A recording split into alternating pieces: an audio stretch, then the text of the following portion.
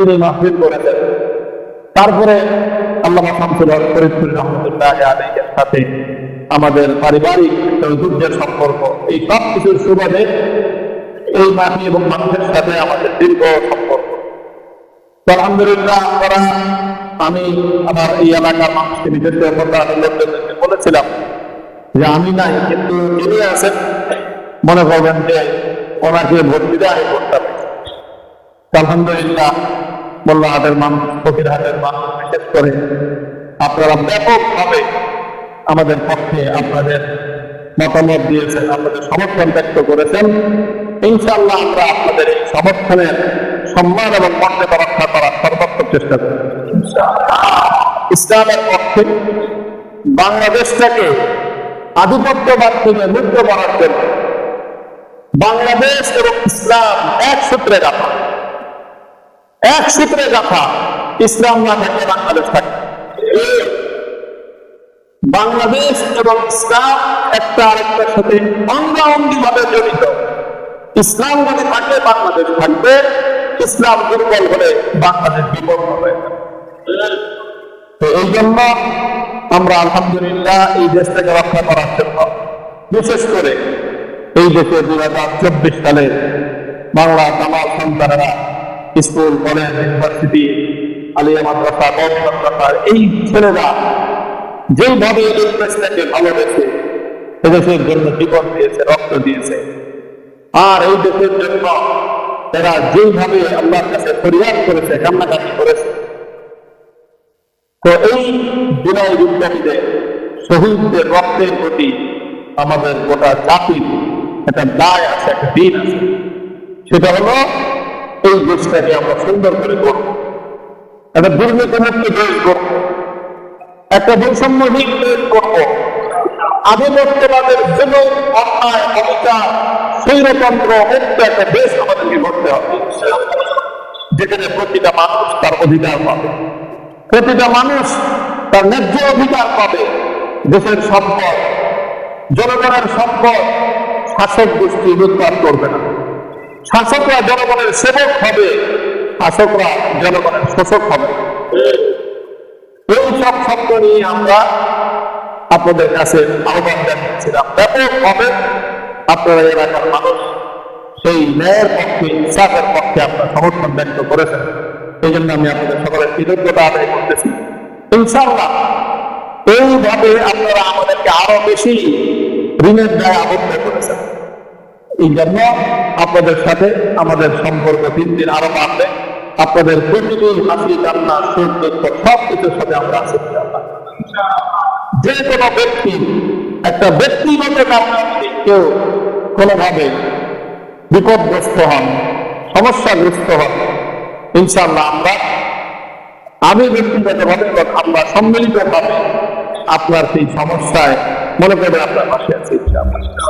আমাদেরকে অবহিত করবেন, আমরা সাধ্যমত আপনার পাশে দাঁড়ানোর জন্য, আপনাকে সহমর্মিতা জানানোর জন্য ইনশাআল্লাহ চেষ্টা করব। আমরা সম্মিলিতভাবেই আমাদের এই দেশটাকে, এই মাটিকে, এই মাটি আসলেও পূর্ব ইসলামের, এই মাটি ইসলামের যে প্রভুত্ব, লম্বা ইতিহাস, 1947 সালে এই মাটি অন্য কারোর কাছে বর্ণনা দেওয়া হয় নাই।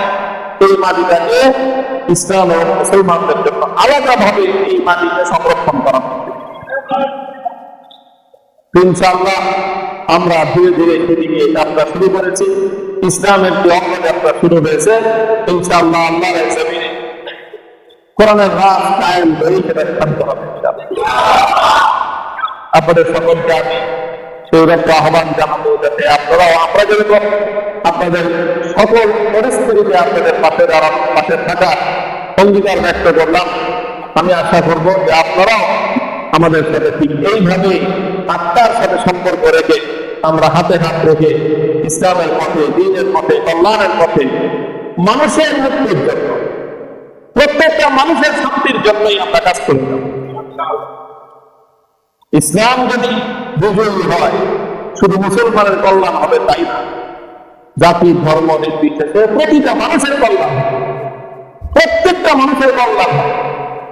মানুষের মধ্যে না করতে ছড়ায় দেওয়া হয় যে ইসলাম আসলে বিধের তাদের কি হবে, তারা কেমনে থাকবে, তাদের ক্ষতি হবে, তারা থাকতে পারবে না, এরকম একটা রিমার এবং একটা গুজব ছড়ানো হয়, অপপ্রচার চালানো হয় না। ইতিহাস প্রমাণ করে পৃথিবীতে আল্লাহ নবীর পর থেকে প্রায় 1000 বছর, প্রায় 1000 বছরের বেশি সময় এই পৃথিবীতে ইসলামের, মুসলমানদের একচ্ছত্র আধিপত্য ছিল। আপনি ইতিহাস পড়েন, একদম আল্লাহ নবীর যুগের থেকে খেলাফায়ে রাশেদা, খেলাফাতুল আব্বাসিয়া, খেলাফাতুল উমাইয়া, তারপরে খেলাফতে উসমানিয়া, এই সব আমল জুড়ে প্রায় আপনার 15 শতক 16 শতক পর্যন্ত দুনিয়াতে ইসলাম এবং মুসলমানদের আধিপত্য ছিল। সেই সময় পৃথিবীর অন্যান্য জাতি ছিল, খ্রিস্টান ছিল অনেক, ইউরোপ জুড়ে খ্রিস্টান, ইহুদিরা ছিল।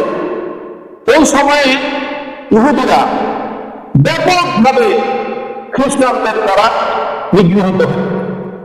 খ্রিস্টানরা যেখানে ইহুদি পাইত সেখানে ইহুদিকে কচুকাটা কাটত। কারা? খ্রিস্টানরা ইহুদিদেরকে কচুকাটা কাটত। কত বছর? 1000 বছরের ভিতরে, 100 বছর 200 বছর না। এই 1000 বছর খ্রিস্টানদের জুলুম থেকে ইহুদিরা মুক্তি পাইত কিভাবে? ইহুদিরা মুসলমানদের আশ্রয় থাকত। ইহুদিরা যতটুকু নিরাপত্তা পাইত মুসলমানদের কাছে গিয়ে পাইত। এই জন্য ইহুদিরা সব মুসলমানদের আশ্রয় থাকতে পছন্দ করত, খ্রিস্টানদের কাছে তারা দেয়। এটা ইতিহাস বলতেছি আমি আপনাদের। মুসলমানদের কাছে হিন্দুরা নিরাপদে থাকত।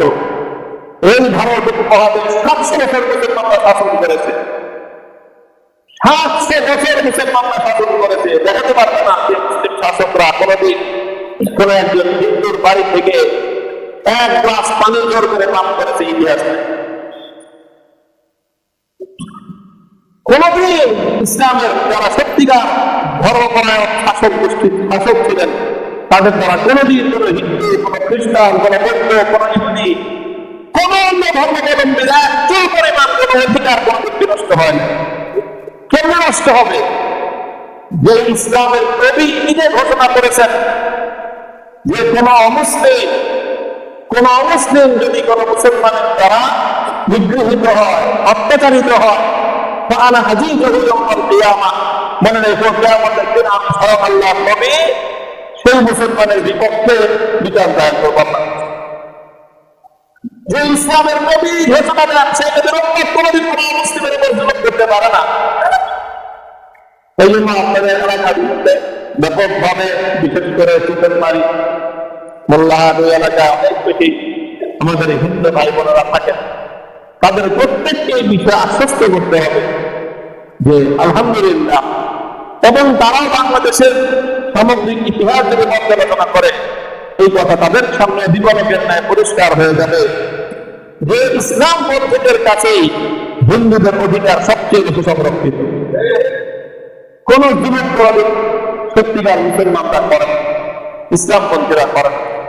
যাই হোক, আল্লাহ রাব্বুল আলামিন আমাদের তৌফিক দান করেন এই বাংলাদেশটা যেন সত্যিকার অর্থে এর প্রতি ইঞ্চি মাটি ইসলামের ঘাঁটি হতে পারে, ইসলামের বলবালা হতে পারে, কালিমার ঝান্ডা সমুন্নত হতে পারে, আল কোরআনের দাম যেন আমরা এখানে কায়েম করতে পারি। আল্লাহ আমাদের সকলকে তৌফিক দান করুন। পবিত্র রমাদান মুবারকের পরিপূর্ণ খায়র ও বরকত যেন আল্লাহ আমাদেরকে নসিব করে। লাইলাতুল কদরের সম্ভাব্য 5 রাতের মধ্যে একটা রাত অতিক্রান্ত হয়ে গেছে, সামনে আরো 4টা রাত আছে। আমরা চেষ্টা করবো এই রাতগুলোতে পরিপূর্ণ ইবাদতের মাধ্যমে আমরা পবিত্র লাইলাতুল কদরের পরিপূর্ণ হয়ে এবং এর কল্যাণ আমরা আপনার কাছ থেকে লাভ করতে হবে। আমরা আপনার সকলকে তৌফিক দান করেন।